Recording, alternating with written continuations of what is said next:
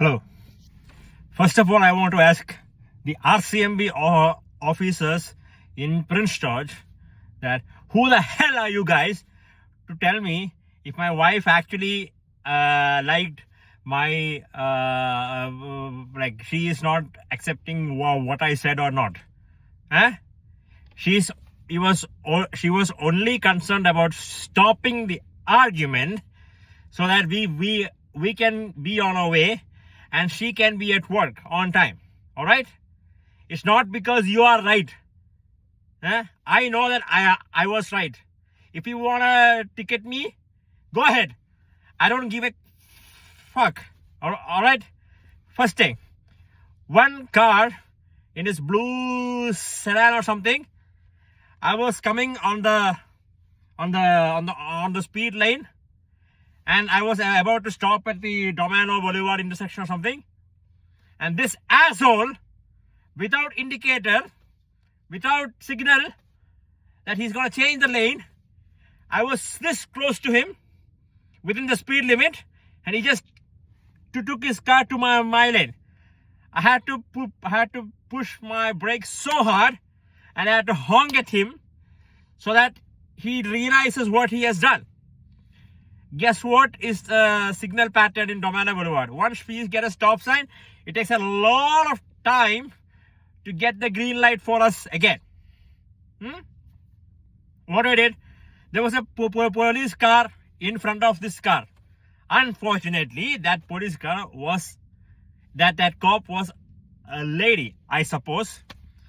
I'm not gender biased or anything, but as far as I know, if a guy is right, and within the legal system, if the law enforcement officer is a lady, that lady won't accept that we are right. That's their hidden policy or something. I don't know. When we had to stop the car, I came out of the car, and I ran to the lady. I told her what happened, and I came back. It was still red light, and I got inside my car. I put my seatbelt, and I put my car on drive mode. But when I did that, the car, the signal came to green, and we all started. Guess what? After that, it is 60, right? It's a 60 kilometers zone. This driver who had this issue with me, after the signal, went to that side again. So what I did was, I just came like I was like this, and I honked at him, and I went by. What I do normally, even otherwise, in a road traffic system, I always drive on the right side. I try my best to drive on the right side of the road, irrespective of which speed zone I am. Even if it's a highway of 110 something, I always drive on the right side of the road. And even here, I maximum 90% of the time I drive on the right side of the road. So I wanted to go to the right lane. So what I did, I put my indicator. I had to overtake him, and guess what? This cop lady, she started slowing down. And because she slowed down, I had to slow down. And I had to slow down to wait until she picks up, and then I have to go change the lane. And somehow I found a gap to change the lane. I had to change the lane. I did not push my brakes again and again abruptly, unlike what the officer said. It was my usual driving, and the officer also claimed I was in the middle of a road. What nonsense! I was trying to find a gap, and I was here. I put the indicator. There was a clearance, and I was away from the blind spot, and I just moved to the right side. This cop lady slowed down. Why would she slow down? Because she slowed down, I had to assume that I have to slow down, or maybe everyone who comes at the back has to slow down because she is onto something. Why would I guess that she is onto me? Why would I guess that? There was no clue, because I have not broken any law. She doesn't even have that on camera, I guess. Because my speed limit, I can see that on my screen. I can see that on my Google map. What was my speed? What was I doing? I have it on my camera here. What happened? What is that officer thinking? Guess the worst part. She pulled me over. And the guy who created all this mess in the first place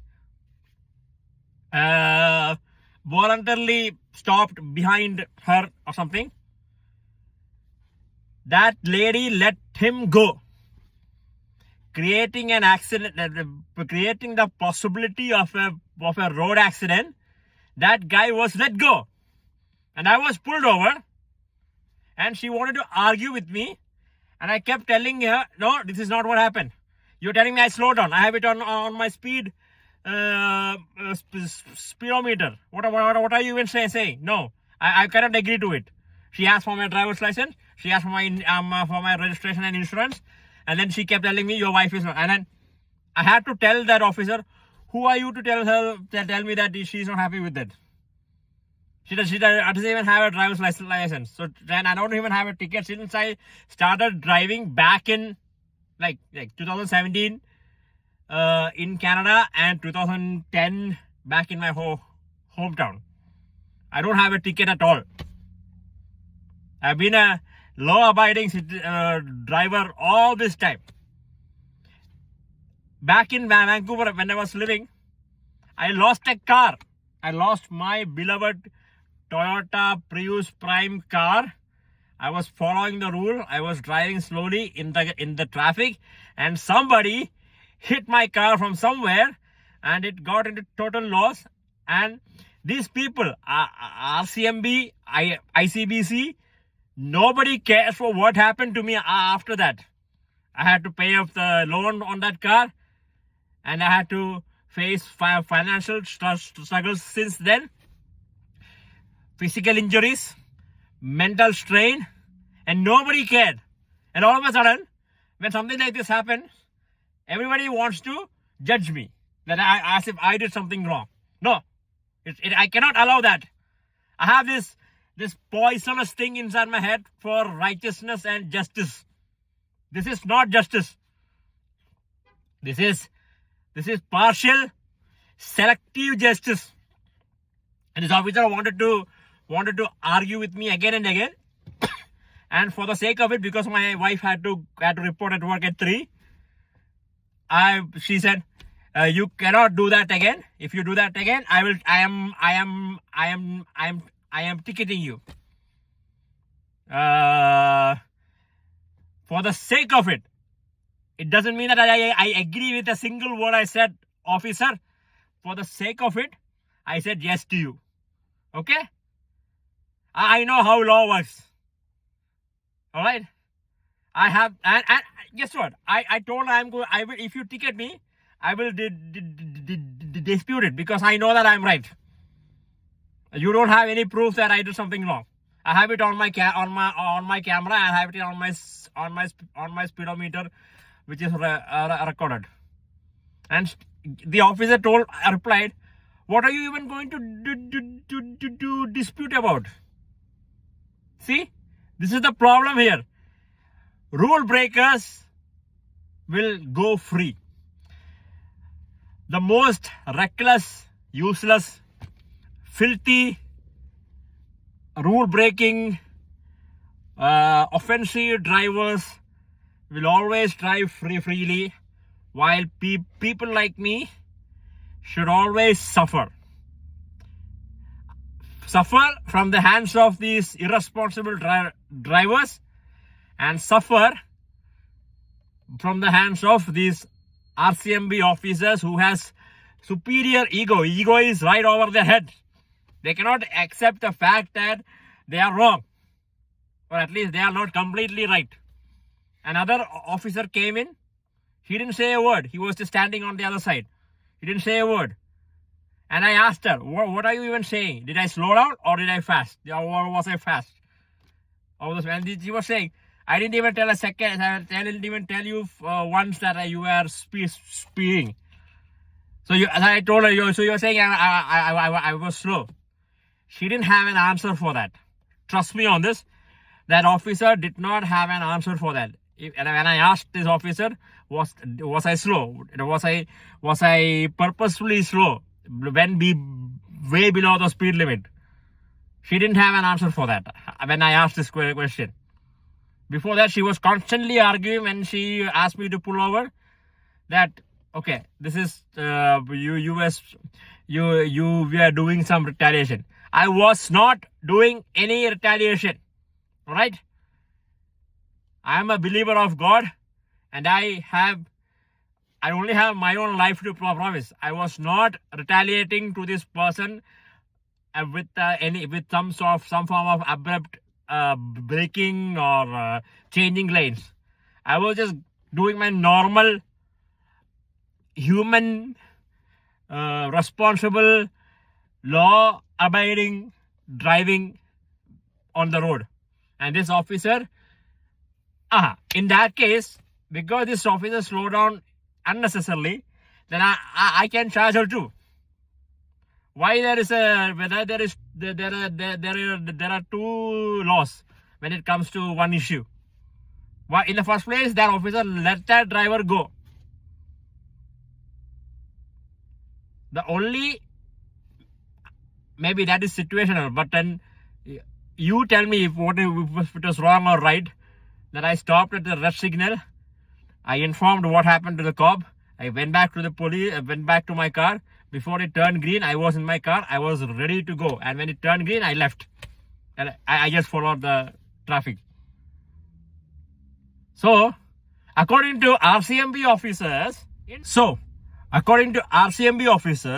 in Prince George or wherever in BC, even if you get hit by a car, even if you got injured, even if you are seriously injured and if you die, and if you lose your car, and if your car gets totaled, never respond to it. You just die in peace. Never respond to it, to the situation, to make the person who is responsible for our accident aware that what happened. No, don't ever do that. Because our RCMP officers will charge you for that. Why did you get into an accident? Why did you die? Why did you have financial issues? Why did you even have mental stress when you were hit by a car? That's what happened to me in Vancouver. Can you imagine? In Vancouver, when I phoned RCMP right after the accident, you know what they sounded like? Oh, you are still alive. We cannot come. That's what they said. That's what something like that they said. You're not gravely injured. You are still able to walk. So we are not coming. That's what they said.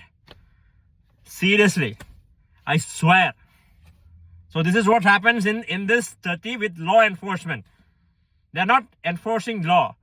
They are enforcing judgments, favoritism, ego, and lack of knowledge of what is law and how it should be implemented. Seriously. And this lady who was concerned about what my wife was saying, she was already talking to me in my own language about why can't we just stop this argument and just go ahead and just go and you drop me at work. She was telling me that. She was not concerned about if that officer was right or if I was wrong. No. If you want to ticket me, try your luck. Alright? Just try your luck. I'm posting this video on all social media platforms. Facebook, Instagram, Twitter, Threads, YouTube. And just tell me if you want to. And I'm going to tag every RCMP departments, judges, court, news media, ministers and government departments. Okay? Happy? Well done.